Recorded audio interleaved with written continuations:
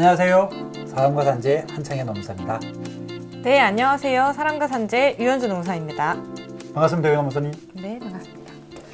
오늘 우리가 어떤 주제의 이야기를 하기로 했죠?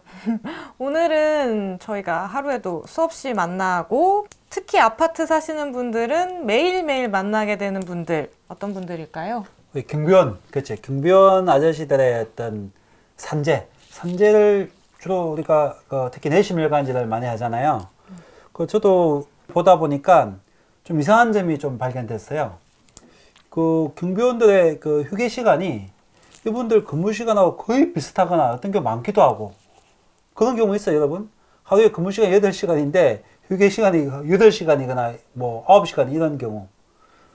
아마 우리나라 그 다양한 직종 중에 아마 유일하게 경비원 분들만 그런 것 같아요.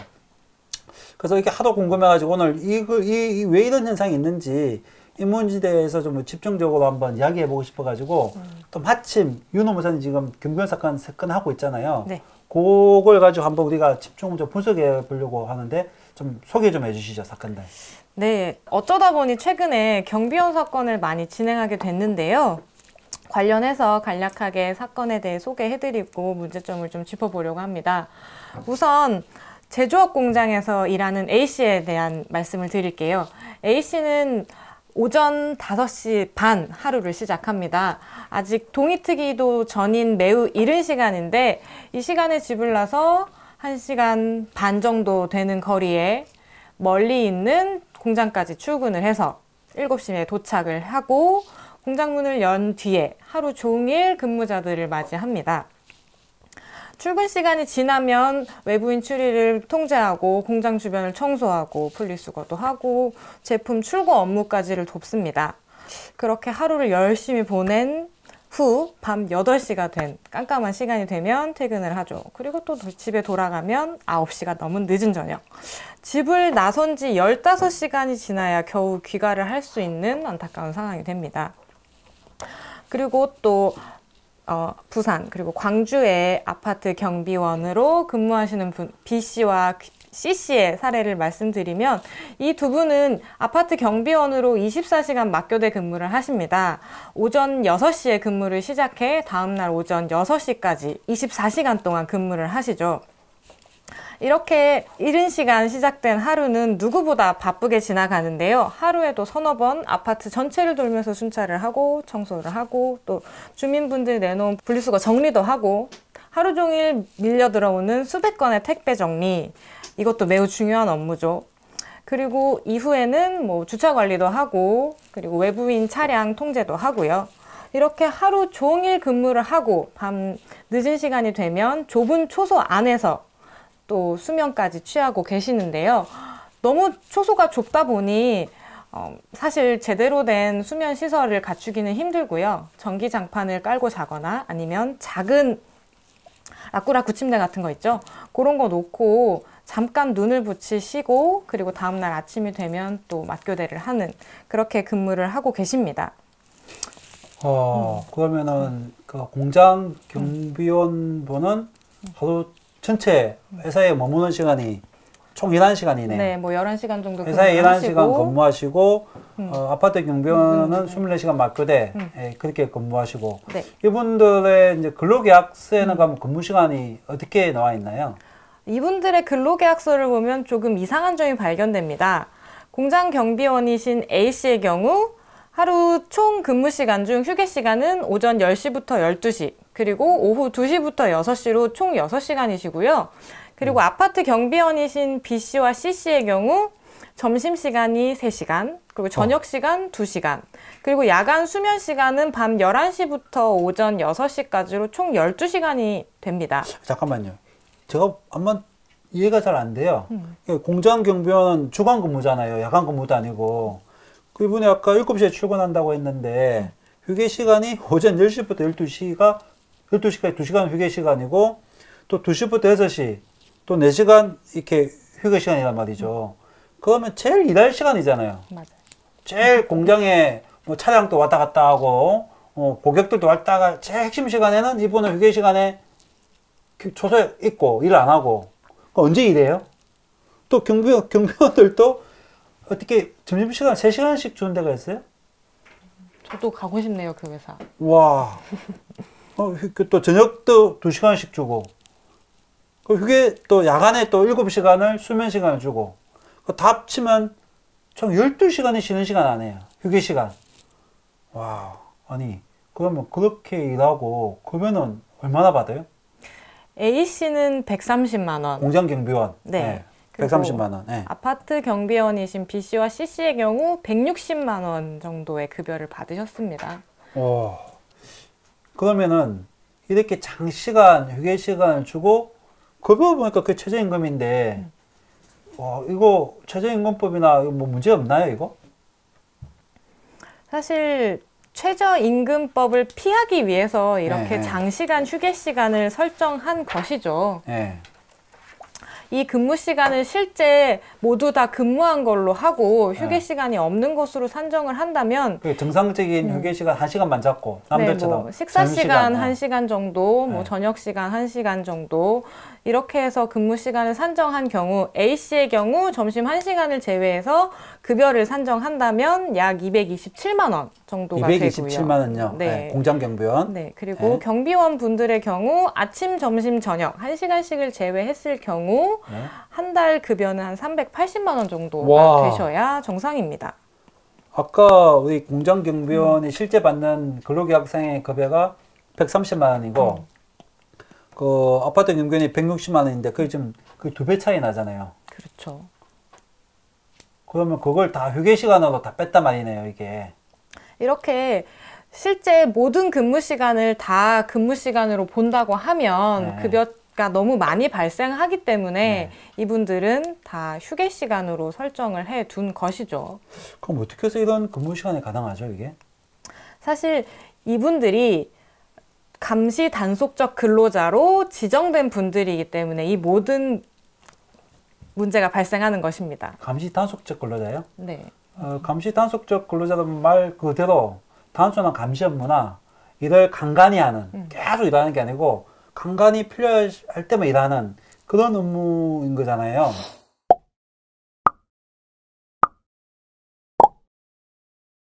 그렇죠. 근데 우리가 알기로 아파트 경비원이 그렇게 감시 단속적 근무라고 볼 수 있나요? 글쎄요, 제가 보기에는 아파트 경비원들은 정말 하루 종일 일하시는 분들 중에 가장 대표적인 직종이 아닐까 생각을 하는데요. 하루에도 수백 명씩 드나드는 주민들의 민원을 상대하고 순찰 업무는 당연히 하시는 거고요. 이분들 가장 많이 하시는 업무가 바로 택배 관리 업무죠. 직접 배달도 하시고 받아주시기도 하고요. 그리고 분리수거 업무도 굉장히 주요한 업무 중 하나입니다. 그 외에 겨울철이면 제설 작업, 가을철이면 낙엽 쓸기, 봄, 가을에는 또 조경 작업도 하시고요. 하루에도 수십 번씩 왔다 갔다 하시면서 정말 많은 일들을 하시는데 이분들이 과연 감시 단속적 근로를 하고 있는 분들이라고 할 수 있을지 그 부분은 참 의문스럽지 않을 수 없습니다. 어쨌든 용역업체에서 이렇게 경비원들에 대해서 감시 단속적 근로자로 신고하면은 노동부가 지금 다 승인해줬다는 거잖아요. 네, 그게 바로 문제점인데요. 제가 조사한 결과에 따르면 지난 5년간 1년에 10,000건 이상이 감시 단속적 근로자 승인을 위해 접수되고 있고요. 거의 뭐 경비원분들은 다 감시 단속적 근로자 등록이 돼 있다고 봐야 되겠네요. 그렇죠. 신청만 하면 다 승인이 나나요, 이게? 네, 95% 정도가 매년 승인이 나고 있어서 제가 봤을 때는 거의 신청하면 대부분이 승인되지 않을까 합니다. 노동부에서 조금만 승인했다 하더라도 실제 그렇게 단순한 감시 단속적 업무만 하는지 뭐 다른 업무도 하는지 조금만 현장 실사를 하면은 이렇게 감시 단속적 근로 형태가 남발하지는 않을 것 같은데. 글쎄요, 어때요? 제가 봤을 때 1년에 10,000건 이상이 들어오고 그 중에 95% 이상이 승인이 났다고 하면 정상적인 실사가 이루어졌을지 의문스럽지 않을 수 없는데요. 그리고 그 이후에 추적 관찰도 거의 되고 있지 않은 게 실정입니다. 2019년 9월부터 이제 최초 승인 내줄 때 반드시 현장 실사를 하도록 의무화하는 규정이 신설되었다고는 하지만 턱없이 적은 인력으로 그 많은 건수를 정상적으로 정말 철저하게 조사할 수 있을지 글쎄요.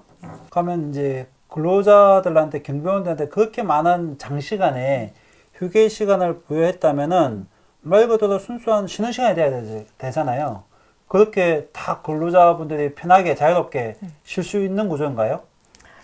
휴게 시간의 그 말 그 뜻은 정말 사업주의 업무 지휘로부터 벗어나서 내가 자유롭게 이용할 수 있는 시간이어야 합니다. 우리가 식사 시간도 자유롭게 이용할 수 있어야 되고, 그렇죠. 식사 시간이 아니라도 뭐 휴게 시간으로 정해져 있는 시간이면 내 마음대로 쓸 수 있어야 되거든요.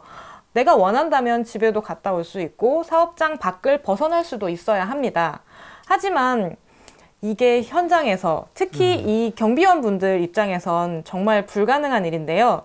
우리 사례들을 좀 보자고 하면 공장에서 근무했던 A씨의 경우 그 공장지대 한가운데서 휴게 공간도 별도로 마련되어 있지 않은 공간에서 생활을 하셨기 때문에 더군다나 그 공장지대 주변에는 공장 말고는 아무것도 없어서 어디 가서 커피 한 잔 마실 공간이 없는 곳이었거든요. 마땅히 뭐 어디서 쉴 데가 없죠.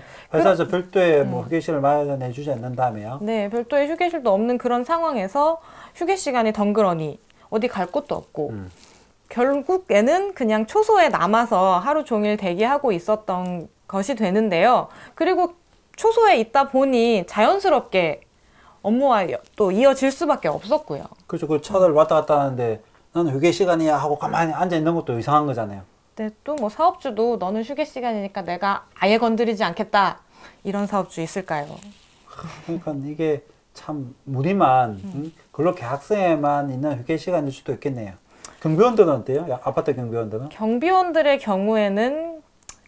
경우도 마찬가지죠. 경비원들의 경우에는 제가 실제 가봤을 때 경비 초소 내에 대기를 하셨고요. 그리고 대기를 하면서 이제 좀 차단을 하겠다는 의미로 뭐 창문 내에 블라인드를 치고 그 초소 안에서 대기를 하셨는데 이때에도 주민분들은 수시로 드나드시고요. 네. 그리고 뭐 인터폰도 계속 울리고 문제가 생기면 언제든지 뛰쳐나갈 준비가 돼 있으시기 때문에 실제로 제대로 된 휴게 시간을 사용했다고 보기에는 어렵습니다. 제가 잠시 분석해 보니까 그럼 아파트 공장 경비원 분 같은 경우 실제 근무 시간 6시간밖에 안 된댔잖아요. 그러면 그렇게 저녁 8시까지 일 시키는 게 아니라 뭐 7시에 와서 오후 2시까지 딱 6시간 근무하고 퇴근 시켜주면은 그분 집에 와서 좀 가족들하고 식사도 하고 편하게 휴식도 취하고 그 다음날 또 더 열심히 의욕적으로 일할 수 있을 것 같기도 하고 아파트 경비원분들도 실제 근무 시간 1시간밖에 안 나오잖아요. 24시간 중에. 그러면은 새벽 6시에 출근해서 저녁 6시까지 휴게 시간 빼고 딱 11시간 등산 근무하고 역시 집에 가서 또 가족과 이렇게 식사하고 쉬는 게 훨씬 좋은데 굳이 그걸 장시간 휴게 시간을 잡아가지고 집에도 안 보내고 급여도 안 주고 이건 내가 볼 때 강제 노동 같기도 하고 뭔가 이게 말이 안 되는 희한한 근무 시간 같아요, 이게. 그렇죠. 사실 모두 다 인정하지만 말할 수 없는 그 무엇이 있기 때문에 이런 말도 안 되는 근무 형태 그리고 근로계약서가 만들어진 게 아닐까 하는데요. 최저임금은 날이 갈수록 오르고 그렇지만 그걸 모두 감당할 수 있는 수준의 편법이 나와서 이런 기형적인 근무시간 형태가 나왔네요. 그런 거죠. 진짜 노동부가 이런 건 진짜 좀 근로감독을 해서 뭔가 개선을 해야 될 것 같은데 어쨌든 지금 이 세 분 다 지금 현재 그 뇌출혈이나 뇌경색, 심근경색 같은 뇌심혈관 질환으로 쓰러진 분들이잖아요. 그래서 이제 뭐 산재 신청을 한 거고 이게 승인 날지 안 날지가 제일 저는 궁금한데 직접 지나가시니까 어때요? 이게 좀 승인 날 가능성이 있어 보이나요? 어떤가요? 가족분들을 위해 그리고 고인분들을 위해 제발 승인이 났으면 좋겠습니다. 사실 이 세 건 모두 뇌심혈관계 질병, 즉 과로성 질병이기 때문에 근로복지공단 뇌심혈관계 판정 지침에서 정한 만성 과로 기준에 부합하는지가 가장 중요하고요. 만성 과로 기준의 핵심은 근무 시간이잖아요. 아직까지는. 네. 그리고 그 근무 시간의 조건을 만족하기 위해서는 이분들이 근로계약서 상에 정해진 휴게 시간이 근무 시간이 될 수 있는지 그 부분이 가장 쟁점입니다. 그렇겠네요. 그 공장 경비원은 그 휴게 시간 6시간. 그다음에 아파트 경비원 같은 경우는 그 휴게 시간 11시간을 이걸 진짜 휴게 시간으로 다 보면은 뭐 너무 휴게를 많이 했으니까 무슨 과부 스트레스가 있냐 이렇게 볼 거고 그게 형식상의 휴게 시간이고 실질적으로는 휴게 못했다고 보면은 근무 시간을 볼 거 아니에요. 그렇죠. 거기는 근무 시간이 또 엄청 많이 나오기 때문에 인정이 될 수도 있는 그게 쟁점이 될 수밖에 없겠네요. 이게. 그렇죠. 그래서 사실 휴게 시간이라는 건 제가 거듭해서 말씀드리지만 사업주의 업무 지휘를 벗어나 근로자가 자유롭게 이용할 수 있어야 하는 시간이었는데 A, B, C 이 세 분 모두 그렇게 휴게 시간을 자유롭게 이용하실 수 없었기 때문에 근무 시간이었다는 점을 강조하고 있고요. 네. 그리고 한 가지 더 이제 B 씨와 C 씨 24시간 맞교대 업무를 하셨던 경비원 분들의 경우 야간 근무 시간이 가장 또 쟁점이 되는 부분 중 하나입니다.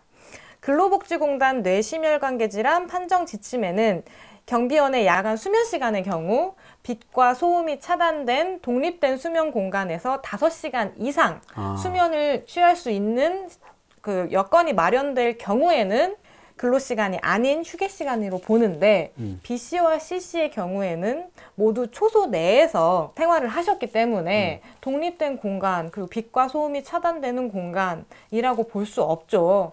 그 부분을 중점적으로 강조해서 모두 근무시간이었다는 점을 주장하고 있습니다. 그러니까 뭐 근로계약서 상에 형식적으로 적힌 휴게시간으로 판단할 게 아니고 실제 경비원들의 근무 형태 실제 근무하는 모습을 보고 그 휴게 시간을 판단을 해야 된다. 그렇죠. 그렇게 본다면 이게 근무 시간일 수도 있다. 이런 주장하셨겠네요. 그렇죠. 근로계약서는 문서이지 실제로 그와 다르게 어떻게 근무하셨는지가 제일 중요한 법이죠. 이게 어떤 만약에 좋은 사례가 된다면 다음에 경비원분들도 똑같은 비슷한 사례니까 상당히 영향이 있는 사건이 될 것 같네요. 네. 진짜 꼭 이기셔야 됩니다. 다른 경비원분들 위해서도.